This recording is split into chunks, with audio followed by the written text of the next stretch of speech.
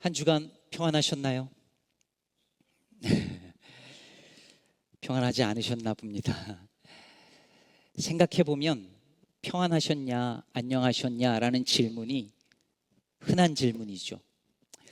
평안하신가요? 간에 두루 평안하신가요? 좀 더 기독교적으로 표현해서 주 안에 평안하셨습니까? 그런데 이 질문이 진짜 그 사람이 평안한지가 궁금해서 하기보다 형식적인 인사인 경우가 많습니다. 밥 먹었냐? 라는 질문 같은 것이죠. 잘 지냅니다. 형식적으로 물었으니 형식적으로 대답합니다. 영어로 How are you? Fine, thank you, and you 하는 식으로 대답하는 거죠. 그런데 정말 평안하느냐라고 하는 이 질문이 형식적인 인사로 끝나지 않을 때도 있습니다. 잘 보이지 않던 분들, 뭔가 문제가 있어 보이는 분에게 문자나 카톡이나 아니면 편지나 전화를 해서 평안하냐, 괜찮냐 라고 물을 때에 그것은 그냥 형식적인 인사가 아니라 정말 괜찮은지, 정말 평안한지 궁금해서 묻는 질문이죠. 그런 질문을 받을 때면 질문을 받는 사람도 멈칫하게 됩니다. 나 진짜 평안한가? 묻게 되죠. 그리고 대답하기도 합니다. 아니요, 저 평안하지 않아요. 제 마음 상태가 안녕하지 않아요. 우리 가정이 평안하지 않아요. 사실 간신히 살아요. 죽지 못해 살아요. 라고 대답하고 싶은 분들도 있을 것입니다. 이제 다시 한번 여쭙니다. 여러분 평안하십니까? 매일 성경 본문을 따라서 묵상하신 분들은 지난주에 발견하셨는지 모르겠지만 열왕기하 9장과 10장에 보면 평안하냐라는 질문이 여러 차례 반복됩니다.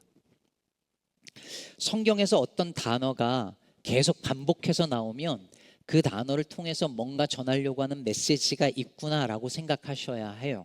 바로 이 본문 열왕기하 9장 10장이 그런 거죠. 그래서 이게 반복되면서 성경은 우리에게 묻고 있는 것인지도 모릅니다. 당신들은, 그대들은 평안하십니까? 오늘 본문을 이해하기 위해서는 약간의 이 백그라운드를 알 필요가 있습니다. 배경 지식을 알 필요가 있어요. 사실 열왕기서를 읽으면서 꾸준히 읽지 않으신 분들은 이해하기가 어려워요. 왜냐하면 모르는 이름들이 너무 많이 나오고 이름이 여기서 나왔었는데 저기 또 나오고 분명히 이 왕은 아까 죽었다는 것 같은데 또 나오고 막 이러거든요. 왜냐하면 같은 이름들이 반복되고 북이스라엘과 남유다 왕 이름이 같은 사람들도 있고 그러니까 헷갈립니다. 그런데 한번 잘 따라와 보시죠. 여러분 솔로몬 왕 이후에 이스라엘이 북이스라엘과 남유다로 나눠진 거는 아시죠? 그럼 북이스라엘의 초대 왕은 누구였을까요? 아는데 생각이 안 나시는 거죠? 여로보암 왕이었습니다. 여로보암 왕이 북이스라엘의 초대 왕이었어요.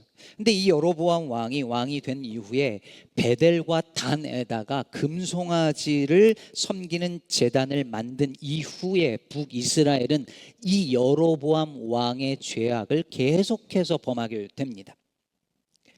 여로보암의 죄를 떠나지 않았다 이런 표현이 성경에 등장하죠. 그런데 여로보암과 비교할 수 없을 정도로 북이스라엘에서 가장 죄악을 많이 저지른 왕이 등장하는데 그 왕이 누굽니까?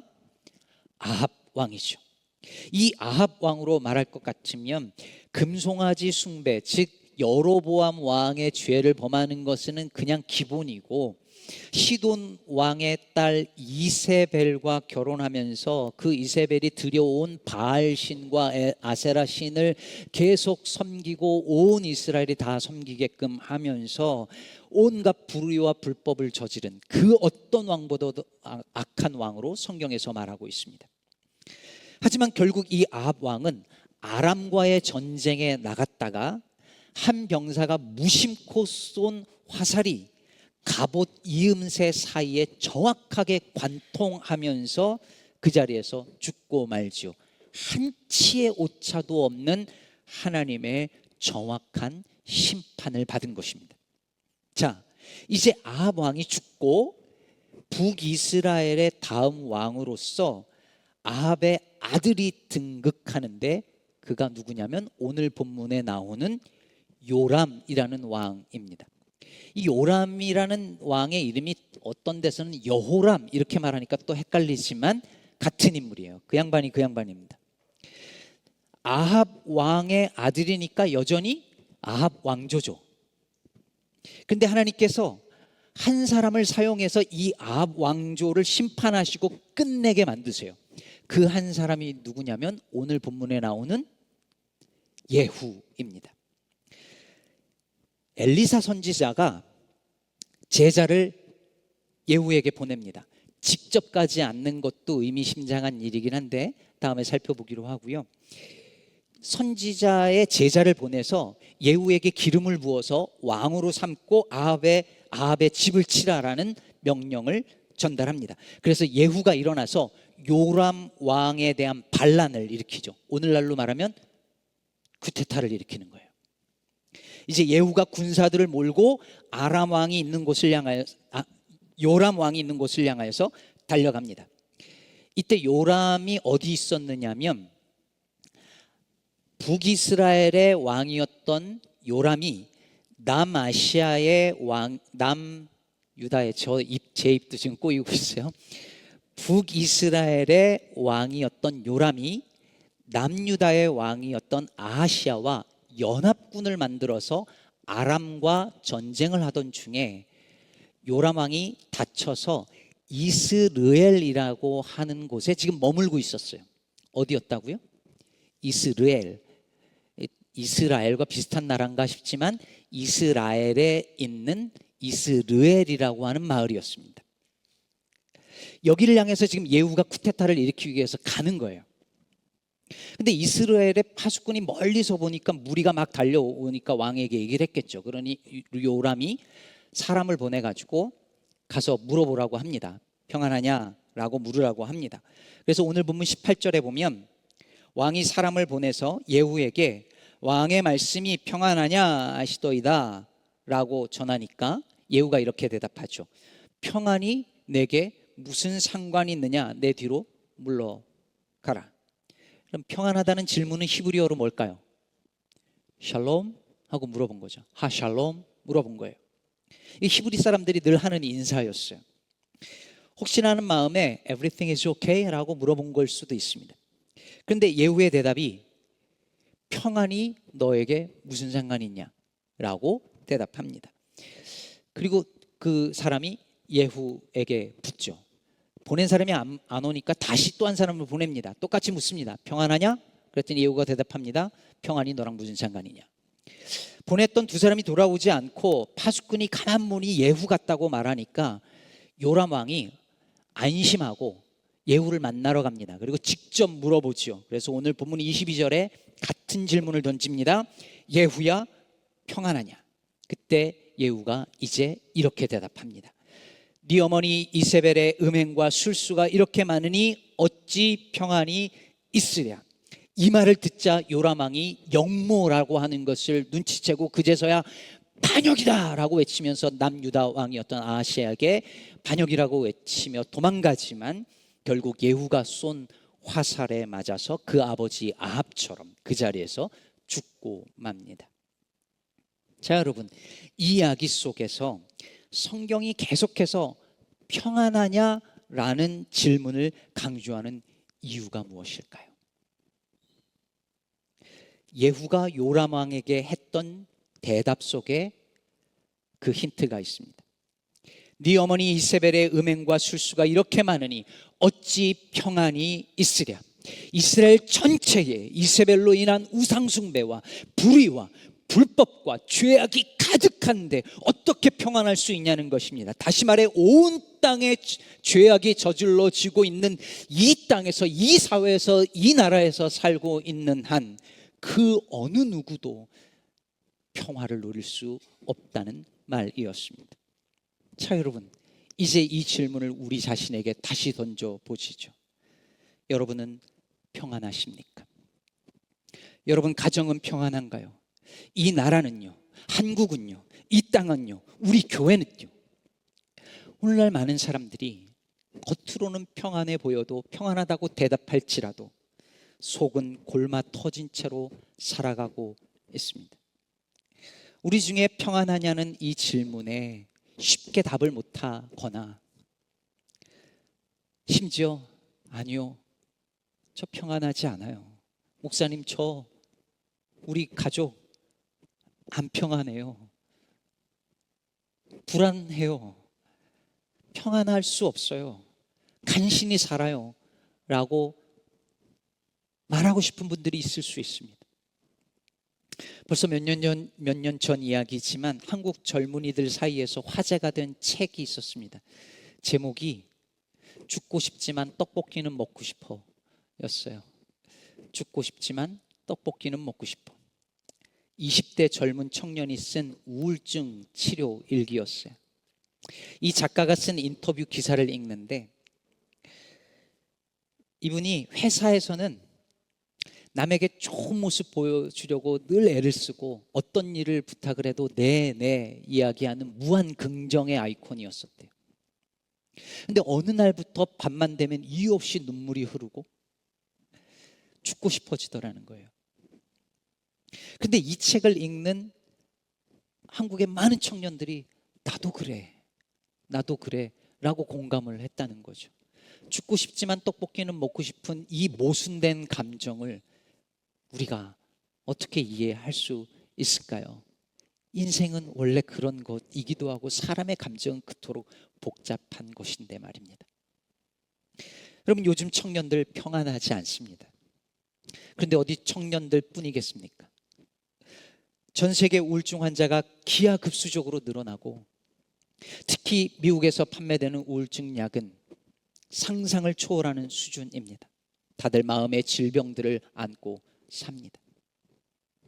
아마 이 안에서도 그런 경험을 하고 있거나 하신 분들이 있을 거예요. 누군가는 마음을 긍정적으로 먹고 음식 조절하고 운동하면 도움이 될 거라고 합니다. 또 신앙인들은 더 기도해 보라고 긍정적인 마인드를 가져보라고 이야기를 하곤 합니다. 그런데 그게 워킹 할까요? 그리고 그게 워킹 한다고 하더라도 그게 성경에서 말하는 그 평화, 그 샬롬 맞을까요? 아닙니다. 성경에서 나오는 샬롬이라는 이 단어는 평화, 평안 그 어떤 것으로도 정확하게 번역하기 힘든 단어입니다. 근데 우리는 그냥 이것을 우리가 생각하는 그런 상식 수준에서 이 단어를 받아들여요. 성경에서 말하는 이 샬롬은 어떤 묵상이나 명상을 통해서 얻어지는 마음의 어떤 편안함 이런 걸 말하는 게 아닙니다. 모든 일이 잘 풀리면 찾아오는 마음의 안정 이런 것도 아니에요. 성경에서 말하는 샬롬은 바른 관계에서 찾아오는 평안이에요. 하나님과의 관계가 바르게 될 때, 나와 누군가의 관계가 바르게 될 때, 나와의 관계가 바르게 될 때, 나와 자연, 나와 세상과의 관계가 바르게 세워질 때, 그럴 때 찾아오는 평화를 성경은 샬롬이라고 말합니다. 하나님이 세상을 창조하시고 보기 좋았더라라고 말했던 그 세상은 어떤 세상입니까? 모든 것이 다 제자리에 있고 모든 것이 서로와 서로 간의 관계가 다 온전해진 상태를 말하는 것이었고, 그것을 보며 하나님은 좋다 하셨고 그 세상이 샬롬의 세상이었습니다. 우리는 문제가 해결되면 평안이 찾아올 거라고 생각해요. 아니요, 성경은 관계가 회복되어야 평화가 찾아온다라고 말하고 있습니다. 그게 샬롬이에요. 사업이 잘 되고 직장이 잘 돼도 관계가 회복되지 않으면, 하나님과의 관계가 깨어져 있으면 평안이 있을 수 없어요. 모든 일이 잘 풀려지는데 가족 간의 관계가 깨어지면 평안할 수 없어요. 나와 나 자신과의 관계가 회복되지 않으면 평안할 수 없어요. 진짜 평안은 바른 관계에서 온다고 성경은 말합니다. 그런데 그 관계가 깨져버린 거예요. 그러니 어떻게 평안할 수 있겠어요? 하나님과의 관계가 깨어졌는데, 사람과 사람과의 관계가 깨어졌는데, 사람이 사람을 짓밟는데, 인간이 자연을 짓밟는 사회가 되어져 버렸는데, 그 세상에서 살면서 우리가 어떻게 진정으로 평안할 수 있겠습니까? 그 속에서 어떻게 나만 홀로 평안할 수 있겠어요? 만약에 이런 세상에서 이 관계가 뒤틀어지고 깨어진 세상에서 나만, 내 가정만 평안하다면 그것은 가짜 평안이라고 성경은 말합니다. 2013년 12월 10일 고려대학교 경영학과 주현우라는 학생이 학교 후문에 대자보를 붙였습니다. 이 대자보의 제목은 안녕들 하십니까? 였습니다. 기억나는 분들 계실 겁니다.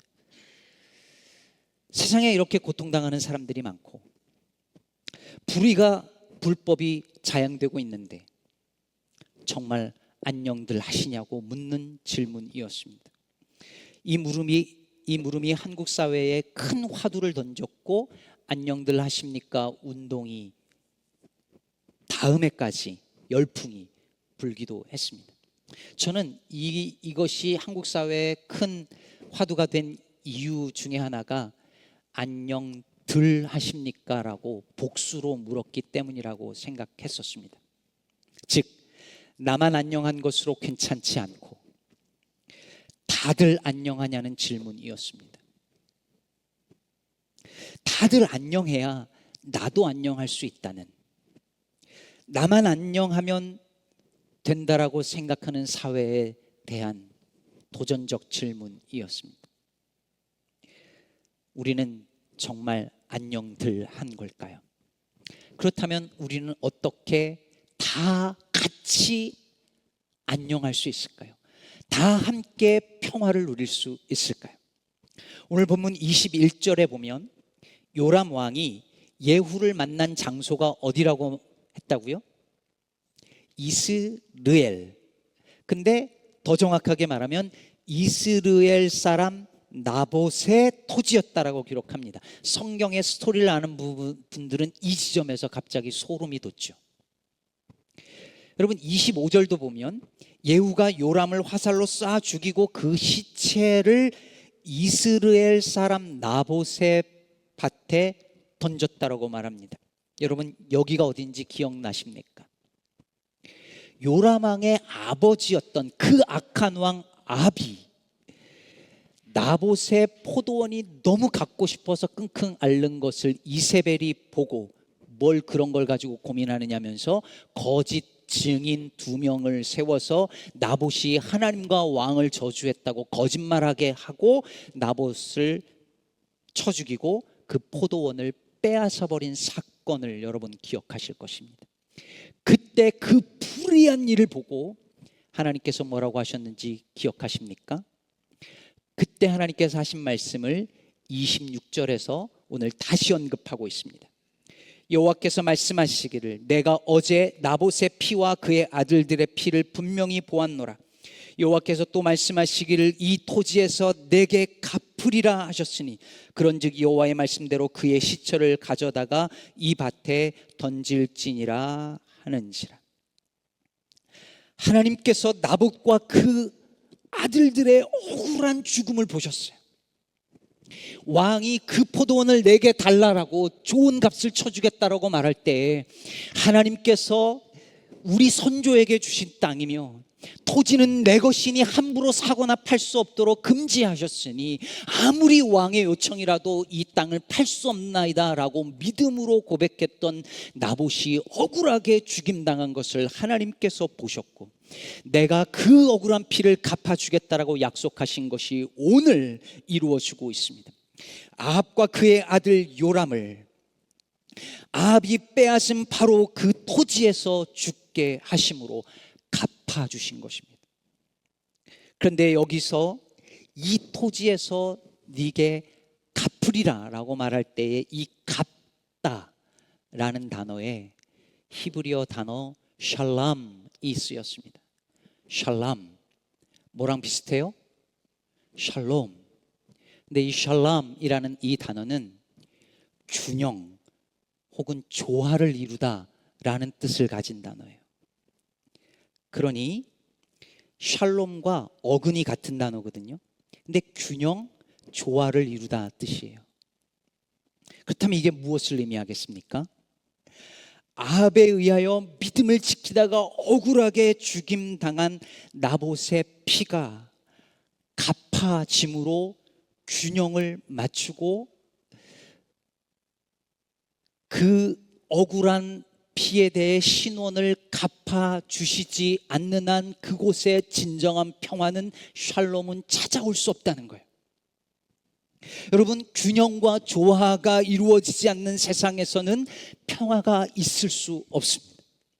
누군가는 악을 행하고도 부를 누리며 권력을 누리며 떵떵거리고 잘 살고, 누구는 억울한 일을 당하여도 한마디 말도 못하고 그렇게 죽어가는 균형이 깨어진 세상에서는 평화가, 샬롬이 이루어질 수 없다는 거예요. 오늘도 우리 주변에서 억울하게 죽어가면서도, 억울한 일을 당하면서도 한마디 말을 못하고 살아가는 사람들이 우리 안에 수없이 많아요. 그런데 말로 상상할 수 없는 그 죄악을 저지르고도 온갖 부와 권력을 가지고 떵떵거리며 잘 살고 있는 사람들이 존재해요. 이것은 균형이 깨어진 사회죠. 그런데 그런 세상에서 살면서 나는 평안해요, 나는 우리 가정은 평안해요 라고 말한다라고 한다면 그 평안은 가짜이거나 반쪽짜리일 뿐이라고, 성경이 말하는 샬롬은 아니라고 이야기하고 있는 것입니다. 여러분, 요즘 우리 주변에 난민들이 많아졌습니다. 그래서 어떤 분들은 난민들이 우리 커뮤니티의 안전을 위협한다고, 평안을 위협한다라고 생각하거나 말합니다. 근데 여러분, 조금 더 큰 관점으로 생각해 보시죠. 난민 문제가 왜 생겼을까요? 우리 사회에 균형이 깨졌기 때문이죠. 어느 나라는 너무 부유하고 어느 나라는 너무 가난한 거예요. 어느 나라는 세계의 대부분의 부와 권력을 가지고 있고 어느 나라는 그것을 가지지 못한 채 정말 가난하게 사는 거예요. 균형이 깨져버렸어요. 힘과 부의 균형이 깨지고 불균형하면서 난민이 발생하고 기후 문제가 발생하는 거예요. 균형이 깨진 사회는 평화로울 수 없어요. 그러니 저들을 우리 사회에서 몰아내야, 저들을 없애야 우리 커뮤니티에 평안이 찾아온다는 것은 그 앞에 것만 보는 근시안적인 사고일 뿐만 아니라 하나님의 생각과 너무 다른 생각인 것이죠. 사랑하는 여러분, 저 사람이 평안해야 내가 평안한 거예요. 그가 살아야 내가 사는 거예요. 우리 이거 팬데믹 때 수많은 사람들이 죽어나가면서 우리 레슨을 받았잖아요. 그가 살아야 내가 살고, 저 사람이 평안해야 내가 평안한 거예요. 여러분, 저 교회가 평안해야 우리 교회가 평안한 거예요. 멕시코가 평안해야 미국이 평안한 거예요.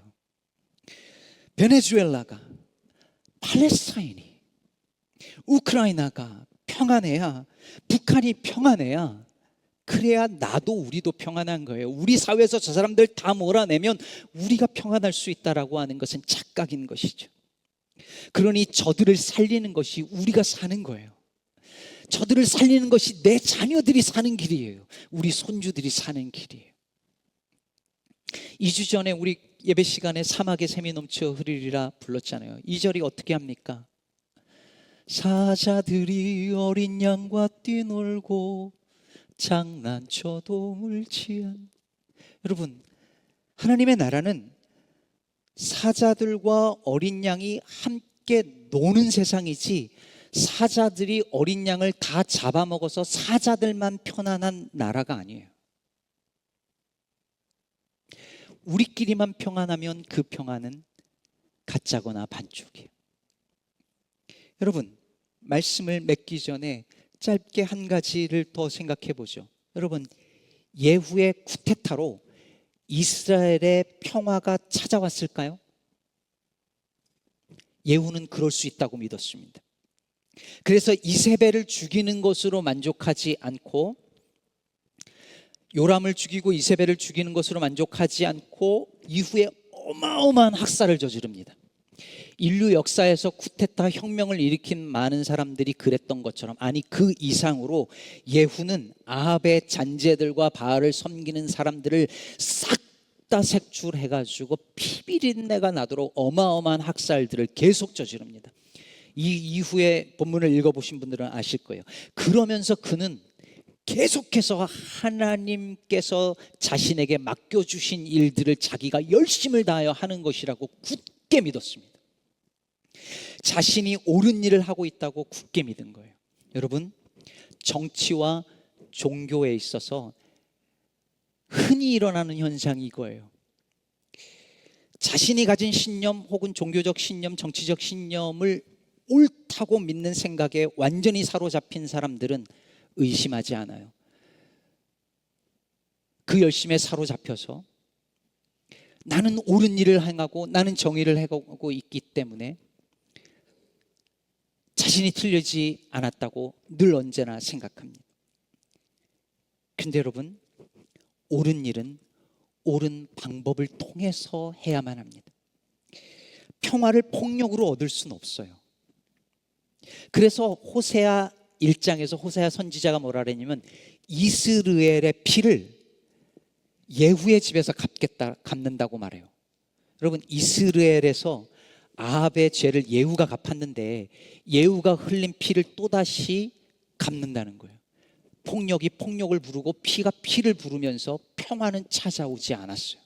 결국 이스라엘은 복수와 복수를 거듭하면서 결국은 망하는 길로 가게 됩니다. 힘과 무력으로 쟁취하는 평화가 평화일 수 없다는 것을 보여주는 거죠. 그런데도 우리는 속아요. 힘이 있으면, 돈이 있으면, 내 어카운트에 돈이 있으면, 학위가 있으면, 이 문제가 해결이 돼서 내게 그 힘과 권력이 주어지면, 돈이 주어지면 그러면 평안해질 것이라고 착각해요.